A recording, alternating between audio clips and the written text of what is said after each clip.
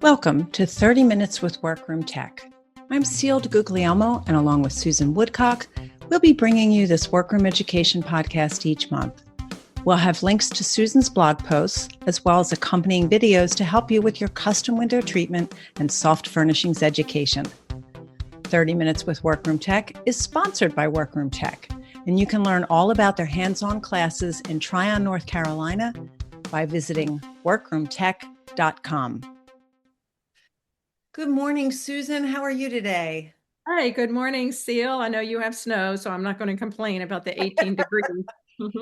Yeah, we have not quite that many inches of snow, but it's not too far from it. So I'm ready for this winter to be over. Yeah, me too. Me too. I'm excited about today because we have a special guest on the podcast, Michelle Minner with Blue Roof Cabin Upholstery in Shelton, not West Virginia. Boy, I was putting you away on the East Coast. Shelton, Washington.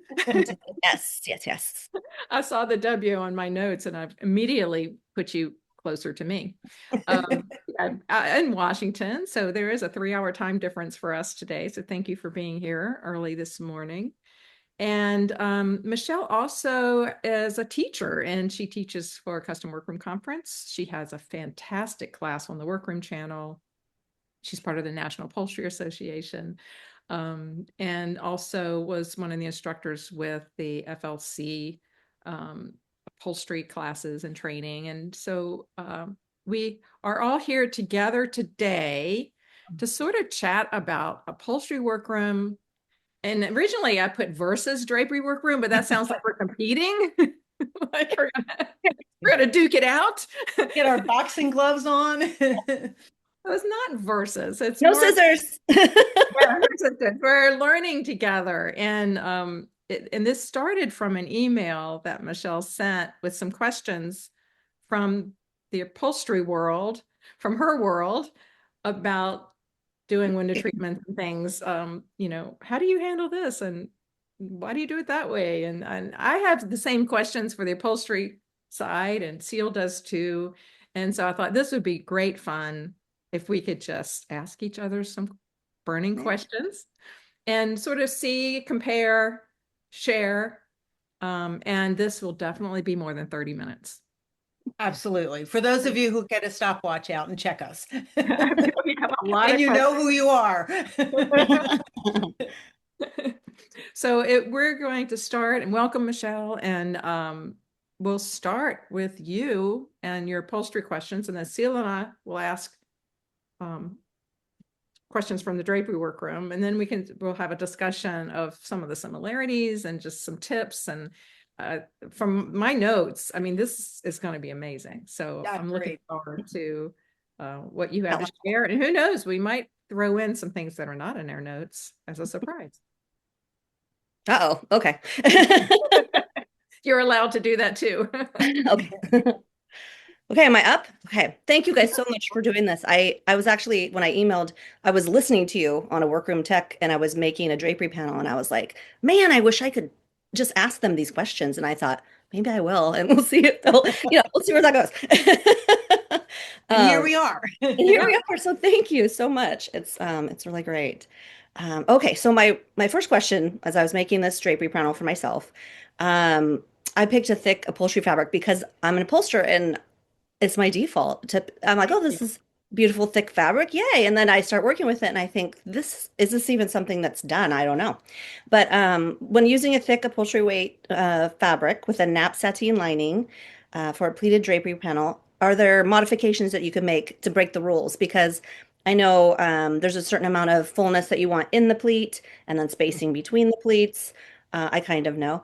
And so I just was like, is there some, how would you break that rule for this thick fabric that I can't do a triple pleat with this thick fabric. I don't think that I can. And then should I add buckram?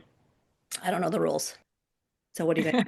And I sent you a picture of this to show you how thick it was. The rules, if they're standards, probably, right, Ceil? Yeah, I would prefer to call them standards. Being such an uncomfortable rule breaker, I'd like to go with standards. That way, when I do whatever I want, I don't feel bad. Standard would be with a drapery weight fabric. You would have pleats that are 5 to 6 inches in each pleat, spaced 3.5 to 4 inches apart. And when you get a thick fabric, as you know, you will need to make larger pleats because you can't form that 3-finger pleat. Right. Which means if you want to have greater size pleats, you need to add more fullness. Okay. So you might go from a 1.5 widths to a 2 widths. So you do have to have more fullness to make the bigger pleat. Now, when you do that, then you're adding to the amount of fabric you need. You're also increasing the stack back on the drapery, which is stack back is when you open the drapery, the fabric all goes to the side and sort of stacks back on each side of the window, or one side of the window if it's a one-way draw. So then you have to go, oh, shoot, I don't have a lot of space on either side of my window to add more fabric of this thick fabric. So you might want to think about doing something other than a 3-finger pleat. You can do a 2-finger pleat, which is very pretty, and that can be tacked at the top or tacked at the bottom like a French pleat. If you really have minimal space and you want to use a thick upholstery fabric, I would recommend something like grommet draperies. They're flat. Their fullness is created from the way it serpentines, to the front and back of the rod. And you can stack back grommet panels pretty tight, even with a thicker fabric. Another thing about using thick fabrics is that they'll probably flare at the bottom. So they're going to sort of stand out a little heavier. So using something like a grommet drapery or putting as much fullness as you can in the pleats will help them hang straighter and not flare as much. But you might want to do something like a single hem on the bottom instead of turning over a doubled hem, where you would serge the fabric and fold it up and finish the hem instead of doing a doubled hem. Ceil, do you have anything else to add to that? I kind of ran on and on. Well, no, actually, I think you covered a lot. I think you could do a ripple fold drapery, but because that's also flat. But when you're using upholstery weight fabric, it's heavy. And those are things that you have to consider. And in your question, you said, is it even done? Yes. Very often designers will choose, or clients will choose, a heavyweight fabric. And if as a workroom, we haven't been included in that decision ahead of time, and there we are working with whatever we've been given, certainly it's within our rights to say, okay, this is not going to work the way you think it's going to. So how about if we do this instead? I would be concerned for a ripple fold, how heavy it is. Nap sateen lining is really beautiful under certain fabrics, and you don't need extra layers with upholstery weight. But with those two fabrics together, is ripple fold going to be too heavy? Yeah. One thing about nap sateen lining, it's thicker, but it's not heavier than a standard sateen. It's the same ounces per square yard. It's just been fluffed up. Yeah. Okay. It's thicker, but you don't have to worry about weight as much. Now, if you add something like blackout, then don't do that. Blackout and upholstery fabric. Yeah, I really like a little light coming through, so I don't need blackout. Right, good. I think it is interesting though, and we get that here at Workroom Tech when students come to take a drapery class, they're just scared about drapery fabrics, right? So they'll either bring sheer, which is completely inappropriate for a drapery class, or they'll bring an upholstery fabric, and they don't look at the in between. So it is a big learning curve, I think, just like it would be for me to pick out upholstery fabric. Right. And also you mentioned about pleat style. I think what Susan was saying about you can adjust the amount of fabric that is in a pleat. I think less than 6 tends to make them look less, trying to think of a nice way. I think they look a little cheesy sometimes when they're not. Maybe a little They look cheap. And I've done it with less because of whatever circumstances. So it's not like it's never a choice I would make, but at least 6 inches gives you a little more play, but you don't have to do a 3-finger pleat, as Susan said. I love the, it's often called a Euro pleat, where it's, I use Susan's method where it's the hidden tack. and it lays beautifully. It looks nice. As far as the buckram, I'm curious to hear what you have to say about that, Susan, because I tend to want to put buckram in everything because I like the support it gives at the top. But there have been a few times with some heavier fabric where I think, I probably did not need to do that. And it just gave me another layer to sew through. But it tends to be how I was taught and what I learned. And so I tend to stay with buckram. Susan, what are your thoughts on that? If it's a functional drapery, then buckram is a great idea, because when you stack back that drapery, the spaces in between, you actually crease that buckram. You fold, it's called breaking the buckram, where that buckram is going to go behind the pleats and get creased if it hangs under the rod. If it's in front of a rod, it'll come forward and gets creased. And it's sort of like an accordion. So when it opens and closes, it knows to go to that direction every time. Okay. Yeah. So if you are not that fussy about making sure that it folds perfectly every time, or if it's a drapery that's not going to be open and closed a lot, you don't have to do buckram. And then I have designers that don't like a crisp look on the top. They would rather it be soft. And so I just omit buckram altogether. Yeah. If That's you're interesting. using a heavy fabric, sort of like with the hems, you want to make sure that you're not doing a double fold at the top with the buckram. So a single fold, which is a low bulk heading, would be a better option if you're using buckram.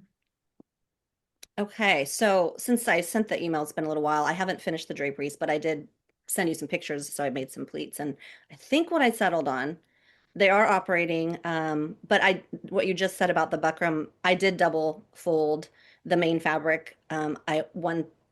The lining is just in there; it's not double folded, and then I did buckram. I think I might take a fold out, maybe, of the main fabric, and then I think I settled on a double pleat. And the sample I showed you, I don't know, one of them was 6 inches of fabric and one was 6.5 and one was 5. And the 5 one looked puny even with the double. It just wouldn't stay in there. You know what I mean? I thought, oh, I'm gonna have to tack that back. I don't know. So I think I'm gonna do it, okay, 6 inches in the pleat, double fold. But do you think 5 inch spacing? Because to get my width, because I only did 1.5 width panels on a slider, I have two, it's just I almost have to do 5 inch spacing. Yeah, 5 inch fine. pleat. That's Yeah. fine. Okay. Yeah, because Break the that bigger rule. the pleat gets, the bigger the pleat gets, the bigger the space and relation to the pleat is okay. Okay. Okay, Then I guess we don't have a half an hour to talk about my drapes, but that was wonderful because mainly I don't know the rules to break them. We're in upholstery. I've been doing it long enough that I know what the standard would be or whatever, and then I know how to break that and feel totally confident in it. But I thought I don't want to make these drapes and then put them out for a post and everybody goes, "What did she do?" I mean, who cares, right? If I like it, but still, anyway. Right. no, they'll look great. Yeah, yeah, But Michelle, I thought your second question was really interesting. yeah, You wanted to know how they're supposed to look or drape. And as an upholsterer, you like a smooth, tight fabric. And I yeah. read that and I went, oh, It's I hard. hadn't. Yes. Some Like pillows you that I probably love I can't cornices. stand it. They don't, pillows have a more soft. And at Yeah. first, when I'm done with it, I have to walk away and then I come back and go, no, that is cute. But seriously, maybe it's a little ADD. I was gonna say ODD. It is ODD, but it's ADD. But and then you come back and like some of my questions you'll see when I'm talking about my bed skirt here soon. The draping is what I'm like, I don't even like skirts on chairs. I'm like, oh God, I want them to be perfectly crisp, and that's just not possible with draping fabric. So that's maybe a upholsterer's thing. I think we all, we don't want any puckers or ruffles or anything on our chairs. Right. It's hard to translate to a drape hanging. Um, and I again, had not thought about that yeah, before. and not to beat this to death, my curtains, but the bottom part that you said, Susan, about how I'm going to get that flare out, I'm getting it. Do you know what I mean? When I hung them up just to see, I thought, what in the world? So you said maybe take out that extra fold in the bottom. Okay. Mhm. Oh, that's awesome. Okay. Yeah, and I just had an aha moment because not to diss upholsterers' skills, but a lot of times I see pillows that come from upholsterers. Like I make a lot of pillows. Yeah. That's primarily what I'm doing these days. And often designers will send me pillows and not to their upholsterer who's doing the furniture, because the way upholsterers finish pillows are tighter, Yeah. stiff, Oh, stiffer. Yeah. Maybe they put too much filling in because they like it to. stiffer welt cord. So you've just helped me understand. I'm that thinking the same thing. Yeah, Now I'm thinking about sending my designers to someone else for bills because it's painful, yeah, So, because I want it to look right, but it's to me, right is very rigid, no, right. no. Yes. Yeah. Yeah. And I think that's very interesting. we're often saying as drapery workrooms, like it's fabric, it's going to do certain things.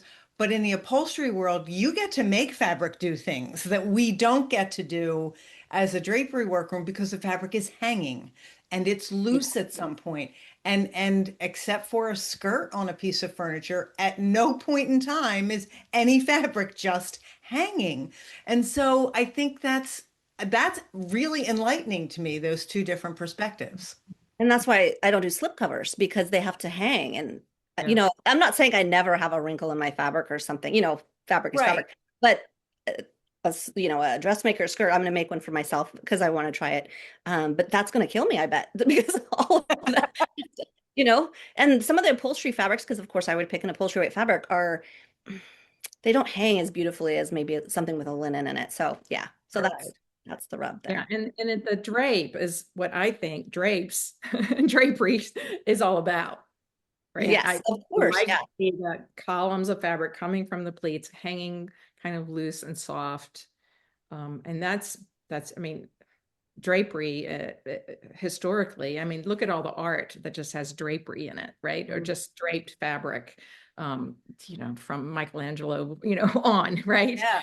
Yeah. So the draping fabric is gorgeous and beautiful, and that's part of what I want to see in window treatments.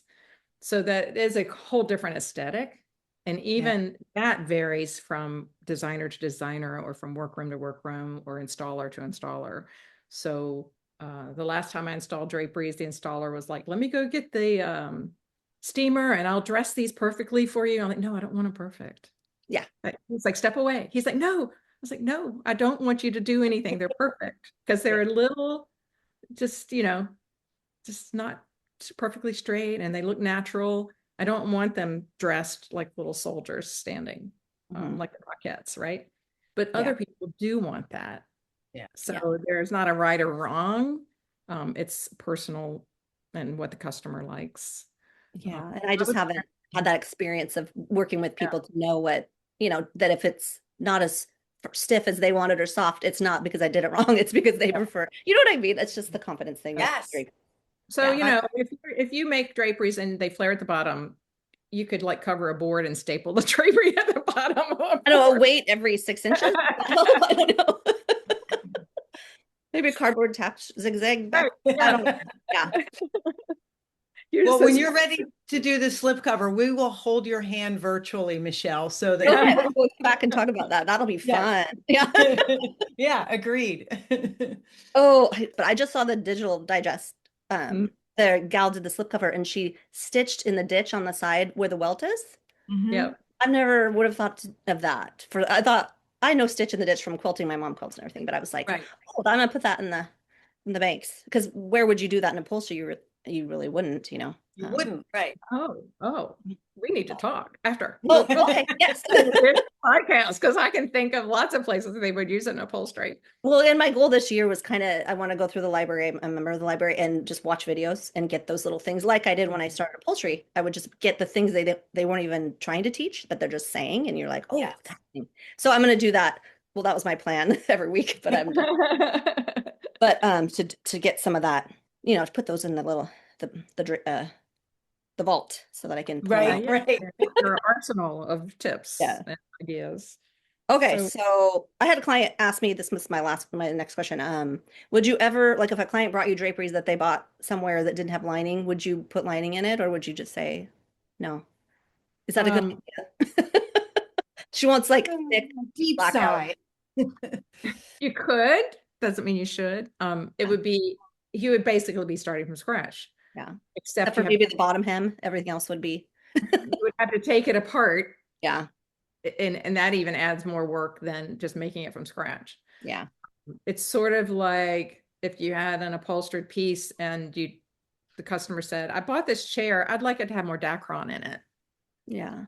Can you Or I want to just change the tight seat. Could you just do Yeah, that? right, You know, right. take It's that. like, Yeah. let's Yeah. just start from scratch. It's not a So great idea. If I love her, I can do it, but That um, actually is a great way to answer that question. If you love her, yes, it is a lot more work to do something like that, Michelle, and ready-made panels tend to not be consistent. So mm, they might say they're 108 inches long, and if you get a package of them, one might be 109. One yeah, might be 104. Like yeah, that's the problem with those mass-produced drapes. Um, Again, if you love the person who asked and you're trying to help them out, sure, it'll be a learning experience, and then you can decide if you never want to do that again. I've done that for some designers. I did it for a little while, and then I said never again. And they were yeah, they were giving me high end for ready-made draperies. It was high end, but the task of taking them apart and adding lining and repleting them and everything else was just not I finally said to the designer, we could do custom for less than what it's going to cost, yeah, and I'd like it more. yeah. And at the end, if you're like, oh, this just doesn't look great, then it's just no fun. Just That's the right. other part of it. Yeah, you have Yeah. very little control over how that turns out. okay. So Okay, so my next question, I made a bed skirt for this room that I did the draperies and put it on the bed. My husband and I put the mattress on it and it shifts. And then we try to fix it and it shifts. And then he says, I'm out and he leaves. And so I'm thinking, is there some tip? What would be a tip to, because it's just flat panels with the pleats in the corner, it's a stripe. Um, a little movement would be okay. I sent you a picture, but it's too much. Like I would like to, this bed it's a foam mattress. It's not real heavy. You know what I mean? So anyways. yeah. So it's the same as upholstery. You use twist pins, Okay. or you can use a tagging gun and Oh, tag it onto the box spring. okay. My upholstery brain thought I'll do a huge whip stitch like I would Well, do on the deck of a chair, and then when we fold the Also fabric over. possible. yep. But the tag gun, wow, that sounds better. I don't have one, but I could get one of those. But I And do that's have also, screws, so maybe I'll do the Yeah. screws. Okay. yeah, the screw pins are great. And also the tag gun's good if you have pleats on the corners and you want them to sort of keep their shape and Hmm. not get messed up. You know, when you're vacuuming and stuff, you can also use the tag gun inside the pleats to sort of hold the shape. Okay. Yeah. I don't leave the tags in for customers, but when you make like a king size box pleated dust ruffle and you go to try to fold it up, it's a nightmare. So I Mhm. tag on all the pleats together. And so I can fold it up nice and neat, package it and put it on the bed. And then on the job site, I'll clip all the tags out. Unless, might need to leave one at a corner or something, but yeah. And I had someone tell me once for the tag gun, if you don't have a tag gun, just do a long stitch. So Mhm. just sew and sew. I mean, that's obviously takes a lot longer, but Right. I had to do a valance that I needed something and I did that. Yeah, like a long basting stitch and a color thread that's easy to see. So when you go to take Mhm. it out, Yeah. yeah, that's a great idea too. It doesn't take that long. Yeah. I have a question for you, Susan. Do you always make your bed skirts with decking? Um, yeah. Yeah. So I make mine on a band. So they're like valances. And for I have a king size bed. It's in three pieces and it's pleated at the corners and it's pleated halfway up each side. It's three valances with a big wide band at the top. And I tuck the band under the mattress and I use the screw pins. And then I go take the second one side and the other side. So there's no fabric underneath the mattress. That would have been nice to know. Yeah. Yeah. And I I like did the doing decking method. like that's how I did in my house because Mhm. we have a dog that likes to wipe his face on the bed skirt. I don't know why. He just loves to There is rub. something about bed skirts that dogs love. So it's in three pieces, like Ceil said, and I can take off like the foot of the bed is what he likes to rub against. But for my customers, they like the ones on the designers I work with like the ones on a foundation or a deck. And I like selling the extra 5 yards of lining. Oh, yes. Yes, that's definitely an advantage to that. A designer and I were installing a king size bed skirt together, and I had brought things to prop up the mattress. It was done on decking. And at one point, the designer had her head under the mattress, and I think it kind of fell on her. And I said, I have a suggestion for her next bed skirt. And I told her about using, just the wide decking, and that was how she preferred it after that, because it made our lives a little bit easier. Those mattresses are heavy. Yes, they are. Yeah, I was wanting to staple it on, just Of make course, a hand. But there's no wood. It's a metal on the box spring. So I was like, oh, well, I'm not going to hand sew it. So anyway, but yeah, as an upholsterer, I'm like, can't we just staple it on here? That'd be great. You don't need to wash it ever. Oh, okay. So here's a question of welt cord for lighter weight fabrics. So this might be a reason why your designer doesn't like her upholster's pillows, because Mhm. we use that, it's called braided, braided welt. And I've noticed with thinner fabrics, softer, I switched to cotton to get a softer look. And is that what what do you guys like if you have a thinner fabric I for the use welt on a pillow? cotton or polyester, most often 5/32 soft. Okay. Same. Mhm. Okay. Yeah. Yeah, Okay, I so I keep figured that one out. the firmer welts for cushions, Mhm. box cushions, box pillows, just so they keep their shape a little bit better. But that's pretty much Yeah. what I use, is the softer. I might And use the firmer welt, like at the top of a valance. If I have a valance Mm-hmm. that has like a welt cord at the top, right, uh, more of an upholstery type projects right. Have than you had anyone ask about wider welt cord, Susan? fatter. Yes. Yeah. No, Yeah. and I'm not, I hope they don't. No, I had a designer, I was making pillows for her, and she had found a really like just luscious velvet backing. It was not fun to sew. And she was like, I'd like this cord to be really wide. And I have some jumbo welt cord in my workroom. And I'm thinking, no. So I sent her pictures of the ones that were smaller and showed it next to the fabric. Oh, that one's perfect. It's nice and wide. And it was, I don't remember what size. It's only a little bit bigger than what I normally use. But in perspective, it looked big. I'm like, okay, this I can handle, but please don't, no jumbo welt cord. I do not want that. Oh, And that's because you can't get close enough to it. Is that why you don't like to use it, or? yeah, well, it just doesn't. So yeah, Never like mind. when you go around corners, it has to be curved, and it gets Yeah, it's just not my favorite to work with. hard to work Yeah. with. Yeah. Yeah, it is hard to sew, even with a large welt cord foot. Yeah. It's hard to sew. Yeah.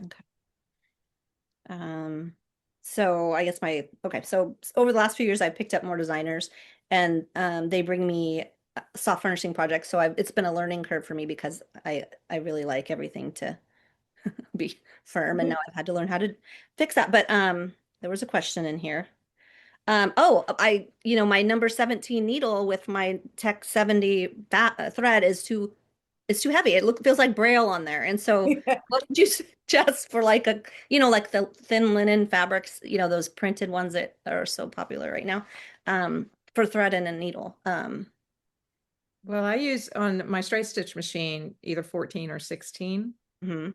size needles, and I like cotton covered polyester Tex 40 thread. Okay. Same. And but not that I'm not on my walking foot. On the walking foot, I would use larger needles and thread. So I have two machines. Yes. Right. Right. So if you're using the walking foot, I've never put thinner thread on the walking foot. I haven't either. Yeah. Well, that was my next question. You have two machines. I only have the one machine. Would it be worth it for me to buy is there something that's not a huge machine that might be good for like silk? And I had silk one time and I thought, oh my God. Right. And I ended up putting tissue paper and it worked. It was night and day. I couldn't believe it. I couldn't sew it without it. And then all of a sudden it worked. But anyways, do you think getting a smaller machine or another machine for those smaller, thinner fabrics? I mean, we're talking 10% of my business, so it's not a lot. Yeah. And yes, if you're going to be getting more of this, Yeah. and one job would pay for it. Right. It's really not a huge investment.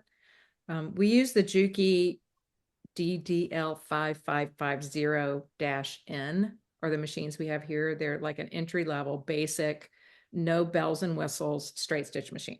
All it does is sew straight and backstitch. Same. And just an ideal machine, very reasonably priced. That is the same machine as the DDL 8700, except those are made in China. So it's the successor to the 87, I mean to the 5550, but they're manufactured in China, and the machines I have are manufactured in Japan. So they're the same machine. So if you see the 8700, that would be the same machine. It's an uncomplicated machine. It's really good. I think you might actually like it for like joining fabrics. Mm-hmm. You know, you might use it for things in the upholstery workroom, working on skirts and pillows and bolsters, and maybe sometimes on cushions, even depending on the fabrics you're working with, adding trims. Okay. So a straight stitch trims. Yeah. is better for joining fabrics than a walking foot. Well, you could use a finer needle, smaller needle and smaller stitch length. Okay. Right. And, you know, one of the best things about having more than one machine is you could just like put one color thread on one and one color thread on another. I was like, oh, I need to use, you know, taupe. I'm going to just go to the other machine and use that machine. So So I have an issue with changing colors and threads on my machine. So if I'm sitting there and looking at my walking foot has a like cream colored one and my straight stitch has a dark one, I'm like, I'm going over to my walking foot machine. It's just easier. Yeah. Yeah, that would be nice. The one thing that is not nice that you will not like is it doesn't feed the same. So the walking foot feeding on the top and bottom. The straight stitch machine, you'll find that the fabric on top will move forward. Okay, So yeah. you have to use some tension when sewing, or sometimes turn things over and sew from the other side. But you know, you have to learn your machine and how much of that is going to happen with the fabric combination you have. But Yeah. you will still use your walking foot machine for sewing your pleats and, you know, other parts of the drapery process. Okay, so you can find it doesn't sound fun to me. Yeah, you can find a used machine, you know, it'd be $500 or $600, and a great investment. Yeah. The only things that, you know, you have to replace feed dogs and the plate, you know, once in a while. Yeah. But there's really not a lot of repairs. So look for an uncomplicated machine. Okay, I think that's it for my questions. Yeah, and you could, you know, maybe get a home machine, but honestly, the better quality, like a metal one or a heavier one, it's going to cost more than an industrial machine. Yeah. Yep. You have room for the table in the industrial machine. Yeah, I would do that. That's the thing I don't know. I mean, I don't know if I have the room for an industrial machine, and then what's the point then? I guess I can just change my needle once in a while. You know, I'm the upholsterer who will put the needle on and the thread, and that needle goes for 8 months, and then you know, not always. I'm trying to be a little better at that, but we can do that. You know, you can use tan thread and you can sew because no one's going to see. So yeah, and that is one thing that we do have in common is I will use a neutral thread for almost all of the parts of the project except for top stitching. Yes. Right. Yeah. Okay. So see, we have something in common. Not in common, yes. All right, so let's do a fire hose of questions for Michelle. There's 2-1 here. All right. Yeah, that's right. This is not fair. Ceil, I'll let you start. Okay. Michelle, I've always found it fascinating that upholsterers use a hard top table to work on. I understand completely why. But when you are making draperies or valances or things like that, I have a pinnable surface work table. How are you managing making two different types of projects? Are you making draperies on your hardtop table? Do you have more than one table? I just have the one table. I'm not really making draperies other than for myself at this point. And I can see where that pinnable table would be huge. But for me, I have I have a plywood top table with an acrylic, the rhino liner type that you see with the grid underneath. sheet grid underneath plastic. And I like that because um, for cleanability, it's huge. And then the grid does help me line up things. Like I was thinking about this. I just was doing a cushion that was, rounded on the front and sort of a triangle. You know what I mean? And you Yeah. can kind of lay that on your grid and see, oh, yep, it looks, it looks good, even if though you fold it. But you know what I mean? You can kind of go, yeah, I'm looking good. The pattern's looking good. It helps you cut things, that kind of thing. But, and then also there's the, I have another station that I upholster on with the, it swivels. But sometimes I have to throw the chair up on the table and I want to be able to drag it and the feet are gonna, pull if it's a soft table, that kind of thing. Right.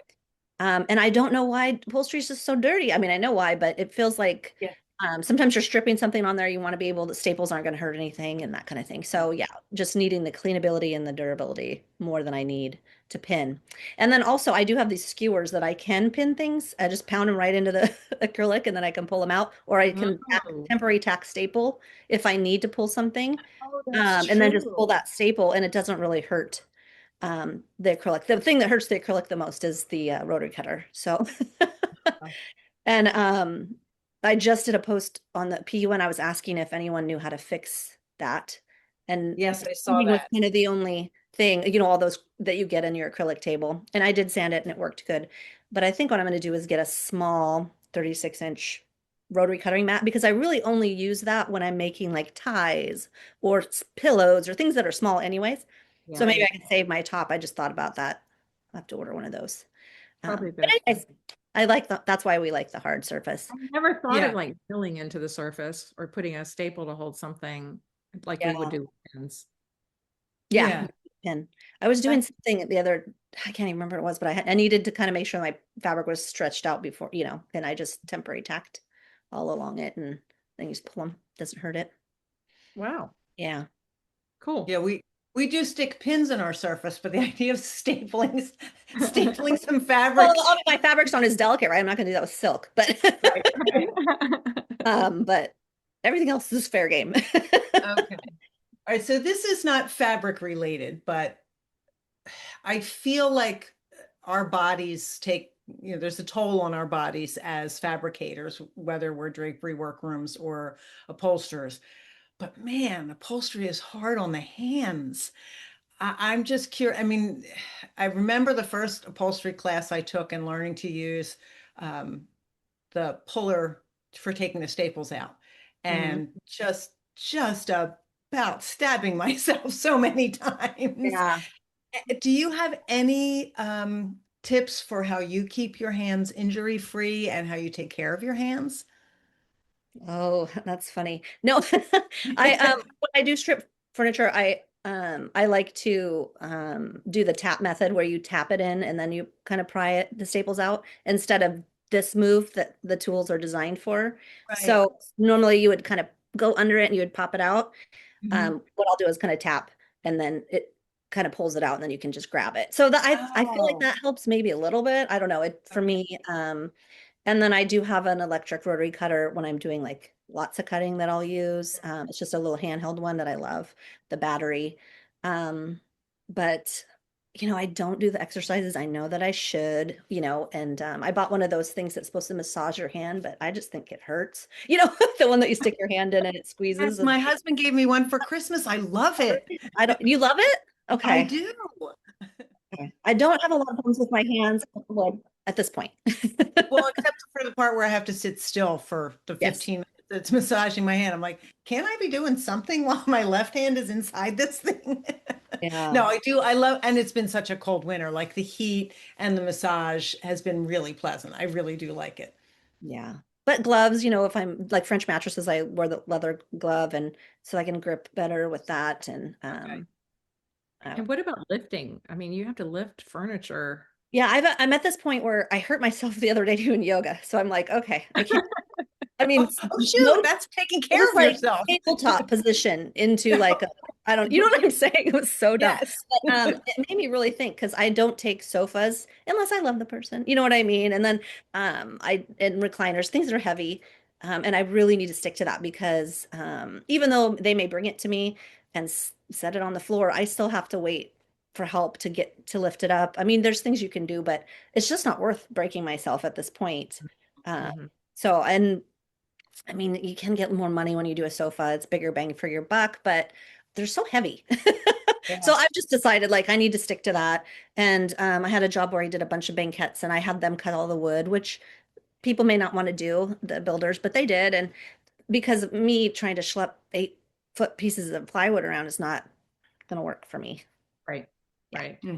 So All right, so I have a question about foam, and I have to laugh sometimes, especially in the pun. You'll see a picture of someone starting to take something apart, and it's just this crumbly old foam. People are like, "Oh, yeah, just put a little Dacron on it. That'll be good," and we know better.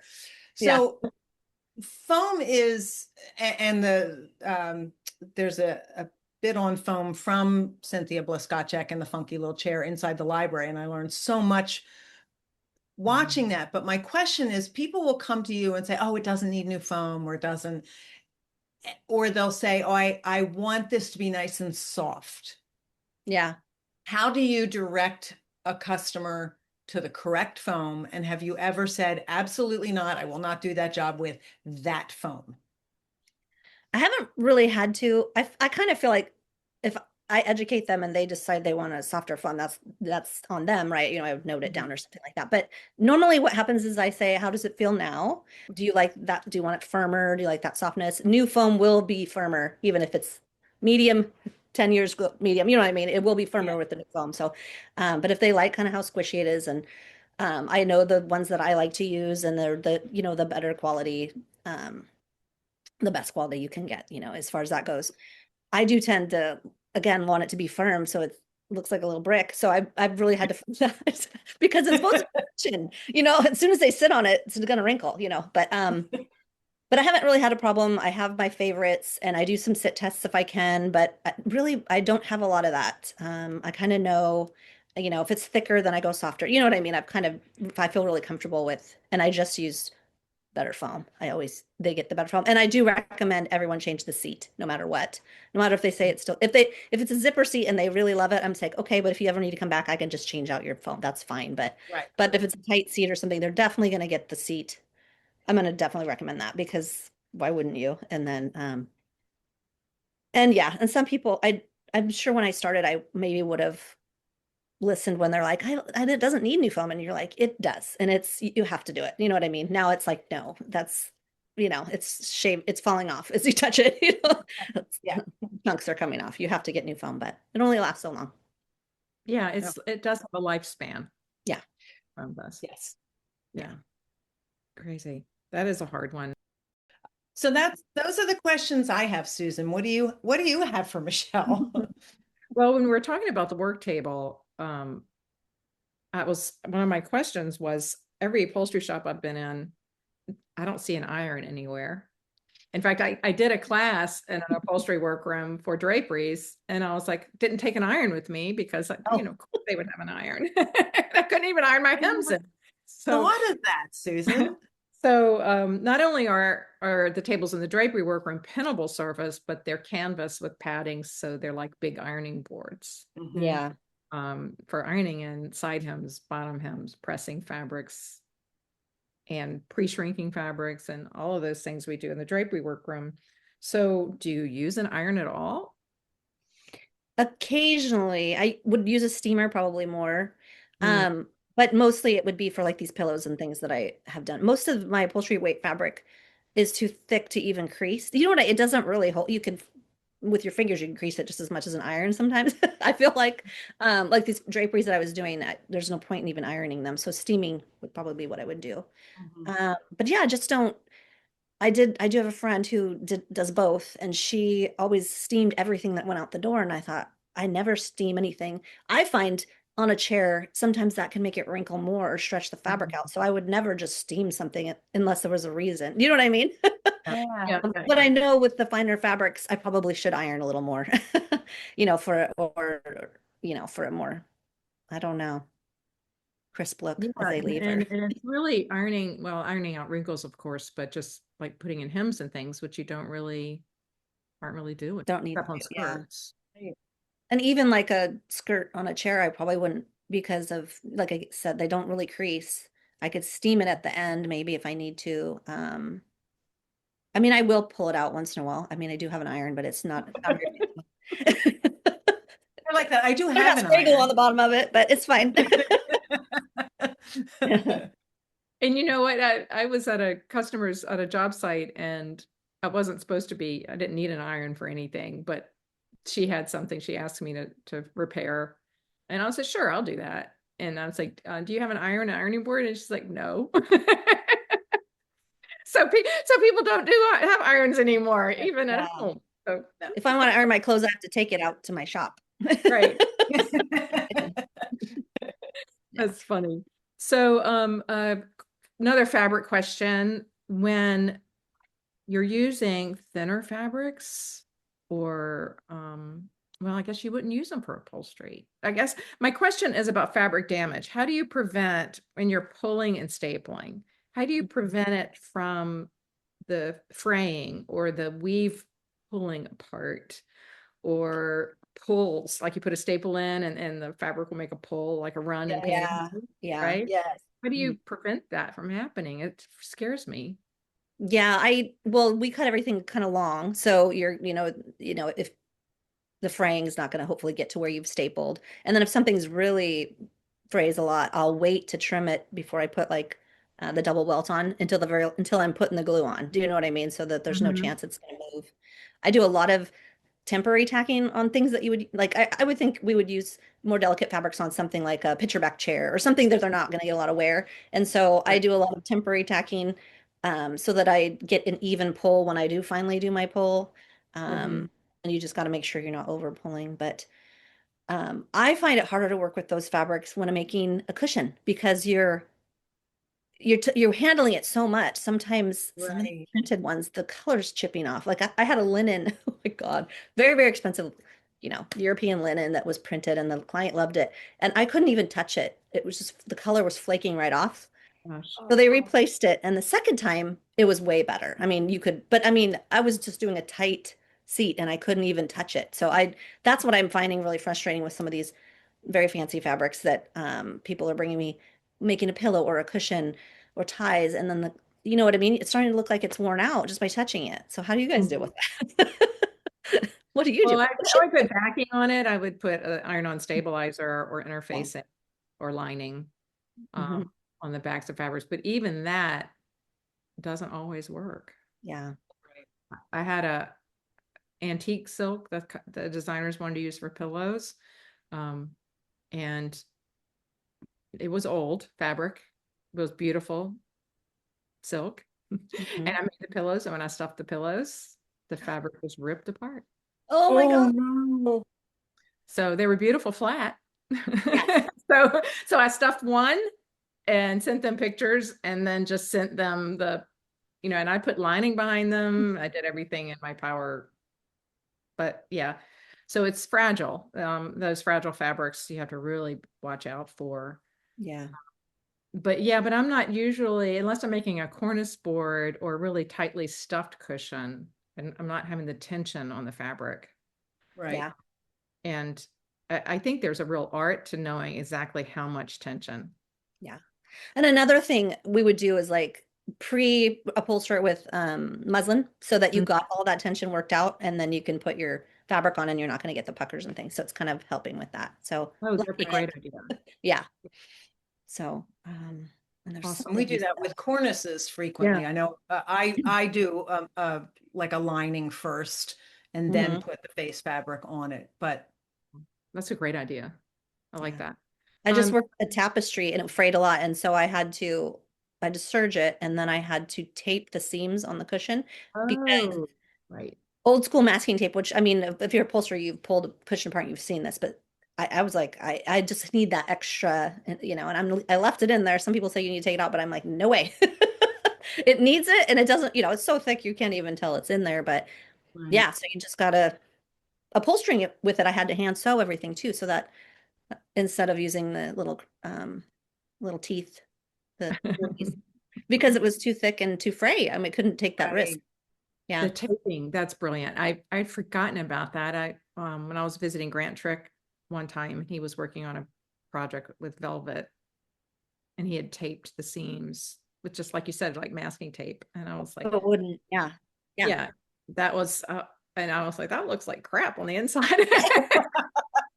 And Well, it's Grant kind of nice looks because really good on the outside. So yeah, it's like 3/8. I got 3/8 so that I could do a 1/2 inch seam, and it was kind of nice to just follow it. You know what I mean? yeah, no, but Every that's so time. smart.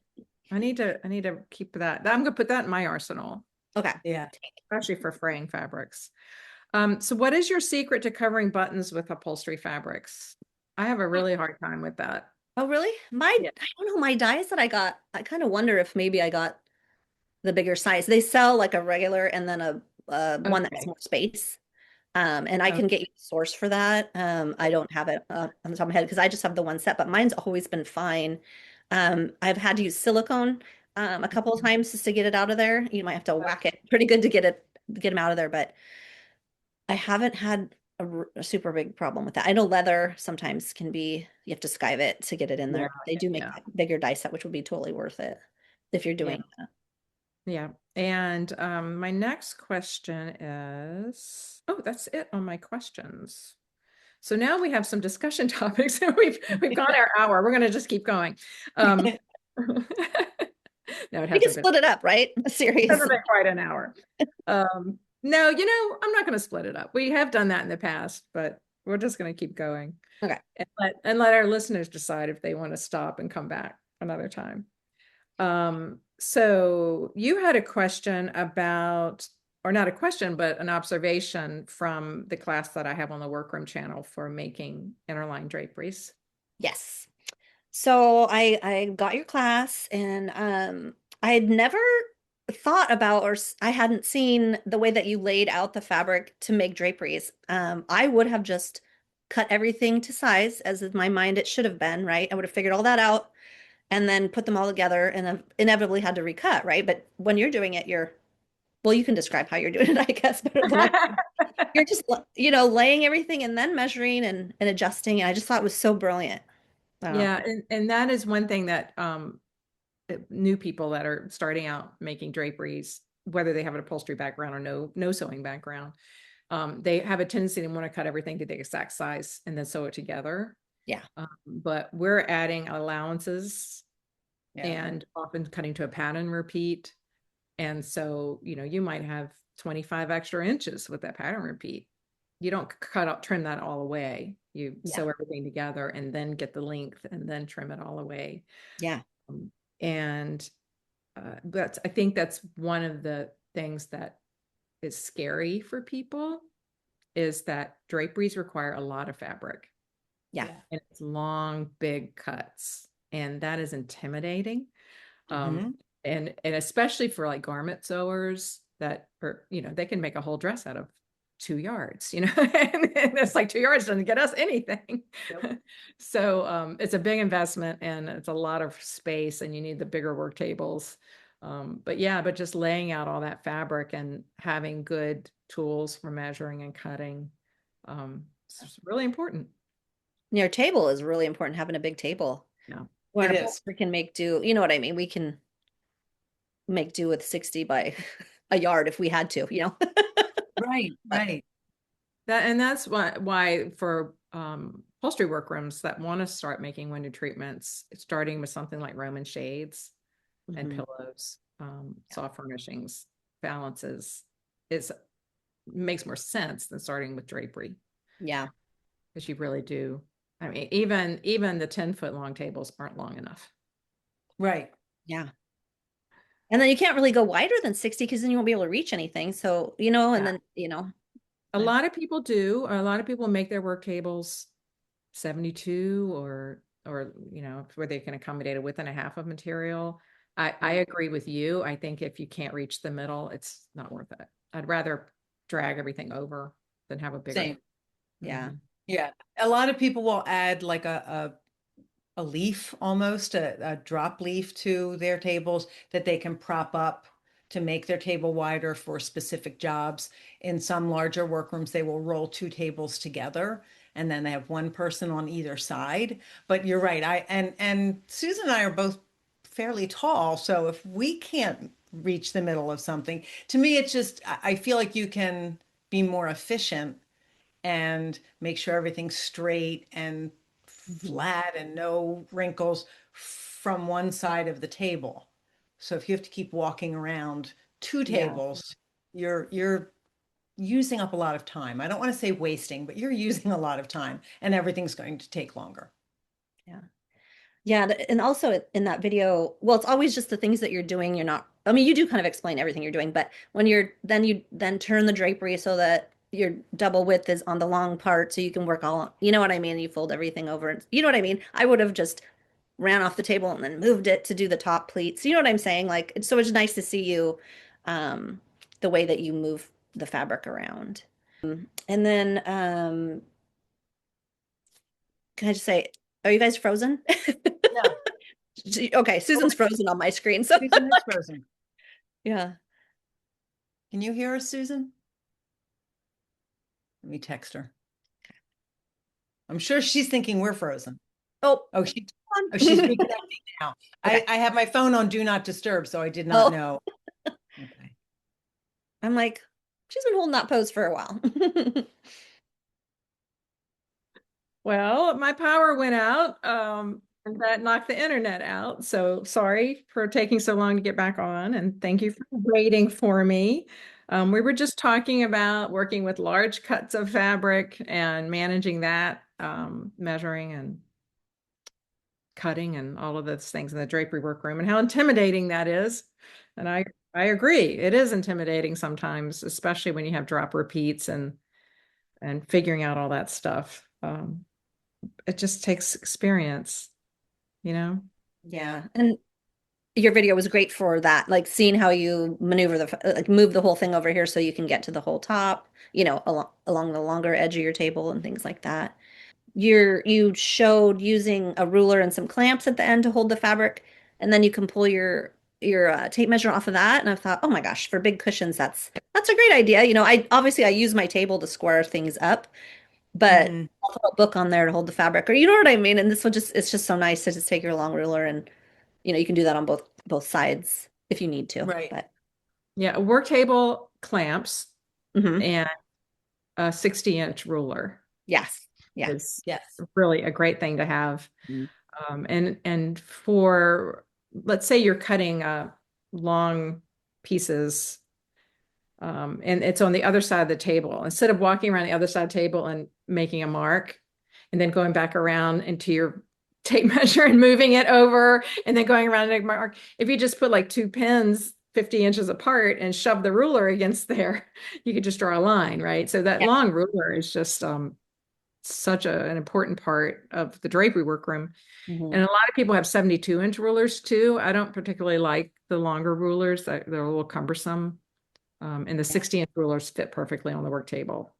Right. It's because my table's 60 by 120. Yeah. So yeah, it is fun to watch. And also for us to see how upholsterers plan. Whenever I see a cut plan for upholstery, it's so fascinating. I mean, it's like a puzzle. Yes. Yeah.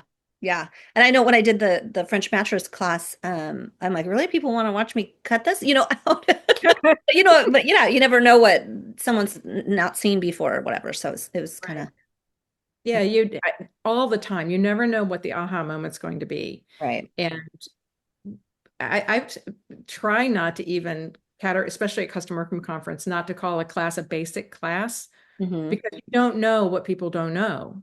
So, Yeah. you might be an experienced upholsterer or an experienced drapery workroom person, but if you've never done that, never made a swag or Right. never done that style of chair or never worked with that type of fabric, it's all new to you too. So Yeah. there's always something new to learn. And it's just fun to watch people make things. Yeah. When I was working with Cynthia and I was basically doing the meetings with the students after they take her courses and we talked about things and stuff. But I had to go through the courses and I thought, I know how to do a slip seat. I know how to do a cushion. And then, of course, Cynthia, I learned all kinds of things and just the way she explained it, I was like, this is so funny because I never had that class. And I just Right. really, at this point, if I want to learn something, I purchase your video. You know what I mean? I don't want to search the world. I mean, I do, but not if I really want to make something. Do you know what I mean? Like I want to Yeah. find a good course and then um, go from there at this point. But I used to just want to surf the YouTube for years and, just figure it out that way. But that's not what I want to do anymore. But I also think, as you said, watching people make things is really fascinating. And I pick up things that might not even have anything to do with that particular project, how someone handles fabric, or like you were saying earlier, Michelle, when Susan was turning the drapery so that she could get the header all across her table, as opposed to like there's just so many different things, so many different ways to do things. And having the confidence to watch someone say, oh, that's really great. That wouldn't work for me in my workroom. But also being open-minded enough to say, huh, I wonder if that would be a better method for me. And it's just, there's always something to learn. And I think that's so much fun. It's also awesome. Michelle and I were just saying, like, the light bulb moment when someone learns something or sees, oh, that's a better way to do that. Like, I get chills when I see that.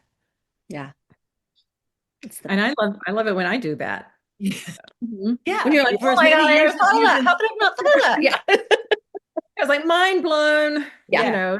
some simple little tool or the way somebody manipulates the fabric.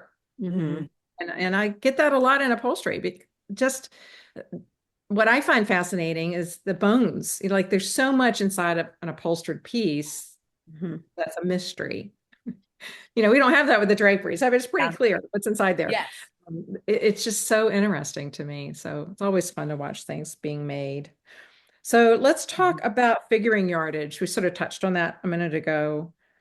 The difference between figuring yardage for drapery workroom or upholstery projects, especially when working with pattern repeats. So we're working on, especially for drapery, long pieces of fabric. You're figuring how many pattern repeats per cut and, rounding up to the next pattern repeat. And the only time I would do it differently is maybe with pillows. And I think that'd be what's most similar to upholstery. Mhm. And I just had a fabric in here. I worked on pillows yesterday, a damask pattern. And when I was given the pattern repeat from the designer, I figured one pillow front and back for each pattern repeat. But then when I got the fabric, I could fit them side by side. Mm. So I had way more fabric than I needed. Yeah. But, that's what I guess you have to do something similar. Yeah, and I just did a chair. It was the kind of repeat you cannot cheat. Like I think I'm pretty good at like putting the main, pattern where it needs to be, and then there's some places where you can cheat it and it still looks good. Doesn't, because there's not square pieces. But this one I couldn't do it. So I went through more yardage than thankfully she had ordered more because she wanted extra, but there's no extra. I could have used more. There was a couple places where I made it educated. Like I think it looks great, um, but yeah, it's so hard. Now we can usually make up some of those cut off print. The main focal point is cut in half, but we can use that as a pull on the next piece, and things like that. So we can make up some of that. Um, pattern repeat where you can't with a drapery. You have to have what you have to have, and they all have to match. So I don't know if it's easier or harder though to know that you know you just do the 10%, 20% on what you would do with plain fabric and hope you can make it work, and you most of the time can. But so what I would do is lay everything out the size of the pieces on my paper as if it was no repeat, and then at the end you just add for the repeat because Oh. you're going to have to. But that makes it, you know, depending on the piece, it takes a lot of time. Yeah. As you know. Yeah, it does. And you're working with different parts of the pattern repeat. So like for us, it would be the same repeat across the valance Yeah. or across the shade on the bed skirt, on the drapery. For you, it changes as it goes down the chair and around the chair. Right. Or you're working on this 3D piece that you might Where the have. arms are crooked. So there's no way Yeah. the top of the arms Right, right. only one spot. We'll make sure it matches on the little bear's face, or you know what I mean? Like there's no Right. bears, So but for me, it'd be like I'm matching the horses. For you, it's the horses, and then below that is the barn, and then below that is the. Well, hopefully the horse's head Right. doesn't match the horse's head over here. You know what I mean? Because it's going around. So it's yeah. It's the Yeah, hardest part. I guess it's the most fun part. No, it's the hardest part sometimes. Yeah, that's always when I'm looking at something and it's coming down the back of the inside back of the chair and then onto the seat, and then down onto the apron or on the front, and then down onto the skirt. Yeah. That is, oh, wow. So a lot of, yeah, that's the hardest part. And that's what you have to match, right? I mean, you got to make that. And then the arms aren't, what do you do with the arms? And then you want the back. I mean, you want to, when you look around the chair, it to match. If you can, you do. But if you can't, that's when you start cheating things. Like I say, like it has to look good, but you can make up some of that waste that way. I don't know. And I think that's one of those things where if it's as a drapery workroom, I might not know how to make that work. But if if it hasn't been done, I certainly know it's not working. Yes. And that's so, and again, this goes back to, as craftspeople, someone who does not do this type of work does not understand the amount of work that goes into before we ever pick up a pair of scissors or ever pick up a needle and thread or walk to our sewing machines. This is hours of time to make sure that this part looks right. Yeah. And I think this is where upholstery and drapery and the Venn diagram in the middle there are slip covers. Yes. So another thing in upholstery that you see more than we do is railroaded fabrics. Oh, so that's also a figuring yardage with the pattern repeat that's railroaded. Yeah. And so something that, I'm sorry, is impossible to get it, to do unless you can railroad it. I mean, not impossible, but it just kind of seams everywhere and it's going to look terrible. And, so where we can do that, if we can run run it sideways, sometimes it's, so much better. So, but can't always do that. Obviously, this one I was just working with, that's why I had figured it, that there's always usually a point where like you can get the outside arms next to each other. On this one, every piece there was waste. You know what I mean? Like it was just each piece came out. There was no saving any of that. And that's where I got into trouble. And it was a drop repeat. But anyway, it's the worst. And with railroaded fabrics, that's another thing about using railroaded fabrics for drapery projects, or using upholstery fabrics for drapery. You have to make sure they're not railroaded. Right. Yes. Right. It doesn't always say. Yeah. So if a designer is picking out fabrics and they love the fabric and they're using it on the chair and they want to use it on the drapery, you might not be able to use it on the drapery. Yeah. Be sideways. The horses will be laying on their sides. Yeah. That's a big thing. You don't want seams in the middle of your drapery panel, but no. So what other topics did we have here, Michelle?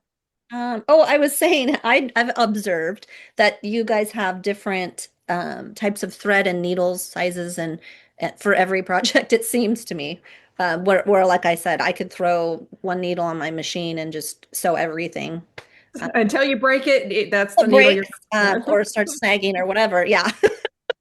And it's kind of, and not all upholstery. I do have friends that like will match their colors to everything. I'm not going to do that unless it needs to, like a top stitch, like you said, or yeah. Or do you have a serger in the upholstery shop? Yes, I do. I need it quite often, not on every project, but then you start to like it for like trimming your welt and things like that. It just so that you don't have to worry about it keeps you nice and straight and that kind of thing. But I love it. Yeah. And then you had a note in here about curved needles. Yeah. I heard you're like, I don't like them. Was it you? I am so slow when I try to use a curved needle, and I understand like that you need it. Oh, like I don't feel like I know how to do them. They make me feel very unskilled when I use curved needles. Like I don't know what I'm doing with them. And I understand why, because you're sewing against a hard surface. Yeah. Where we can't like pick it up and go, oh, pretty. Yeah. We're like the fabrics all trying to. Yeah. Right. So I need to practice more, because there are places where using a curved needle, like when sewing pillows closed, I use a straight needle. But I have some bent needles that I like. So they need an in between. They need a slight curve, not the complete smile, but like a Mona Lisa smile needle. Yeah. Well, you can do that yourself. Just bend them. Yes.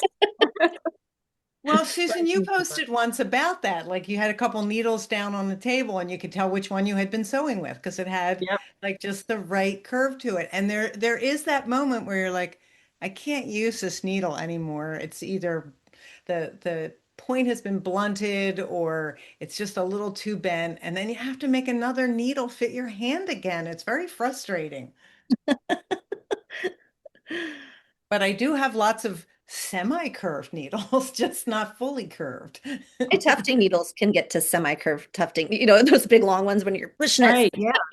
Yeah. I have some like that I do tufting on like bolster pillows and things like that. And they've gotten a little weird. Yeah.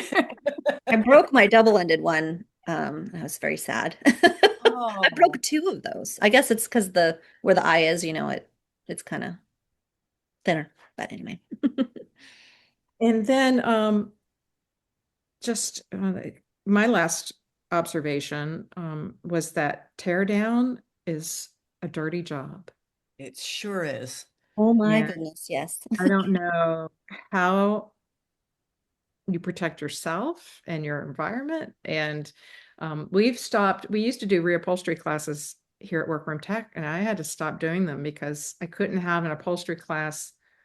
Even though we asked people to tear down before they brought Yeah. their things in, people always find something on the side of the road at the last minute and they want to bring it to class and then they're tearing it down.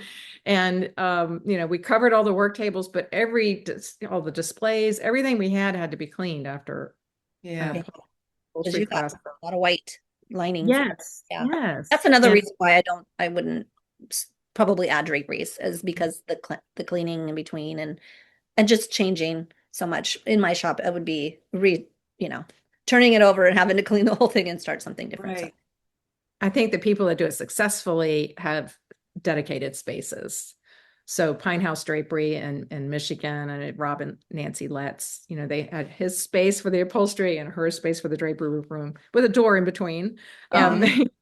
And even sewing cushions and things like that, you don't want them to get dirty and Oh yeah, for sure. I have my station to the side of my table because I mostly do things on that. It goes up and down, a little bit. It's on the salon chair base. You've seen this. A lot of people have that.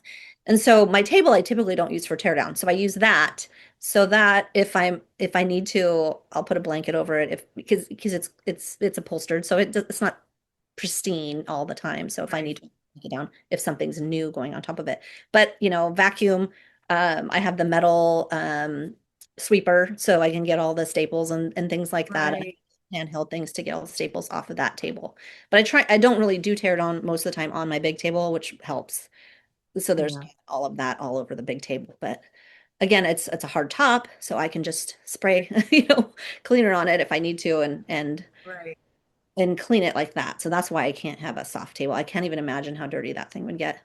And I Have you refused a piece because it was dirty, moldy, or No, no? I was just thinking about this the other day. Years and years ago, I had a lady who had these two chairs in her garage, and she said, "There's hardly any cat pee." And I thought, "Oh Oh, my God." Oh my. Oh Well, I thought, my.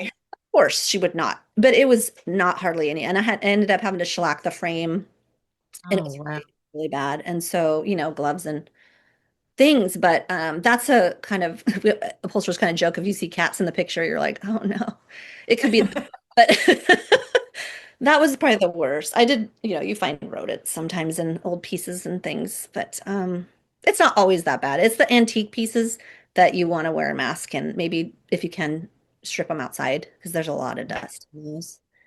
Um, Yeah, you're not winning me over to wanting to do upholstery. I was thinking the same thing, Susan. it Frame doesn't up even from now. bother me though. I mean, sounds like it does, but it really doesn't. But I've heard that a lot of people say it's just too dirty. They wouldn't want to do it.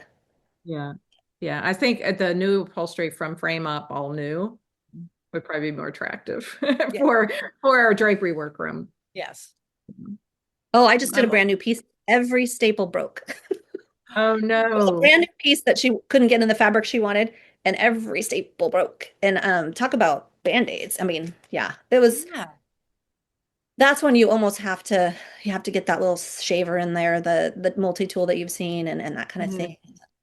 But there was no show wood, so it was fine, but I don't love using that thing because it feels like rough on the people, Yeah. but it's fine, and that's what you have to do. I mean, I just could not get those staples out. It was terrible. Yeah. Yeah. That's hard. Yeah, the show wood is a whole nother thing. We don't really have that in drapery world. We really Um, don't. so like if you're trying to pry out staples and things, you could be damaging I Sherwood. gotta get your little pickers sometimes, and that's a whole nother thing. I think the responsibility of having someone else's property in my workroom is so different with upholstery. There's enough responsibility having, expensive fabric for a designer, a retail client. That's one responsibility. But the level of this was my great grandmother's chair, and like, I don't want to damage the show wood, or I don't want to, start to take it apart and go, oh, this is not fixable. Like, I can't do anything with this. That's a lot of responsibility. Yeah, well, the frame needs work and stuff like that. So there, I will do minor repairs, and then I have someone I can refer them to for something that I don't feel comfortable doing. But you'd have to know, I'm sure Yeah. back in the day I would have done anything, Yes. like whatever you want me to do. Oh, if I took it on. But no, now I'm like, no, you should have someone do, really give you.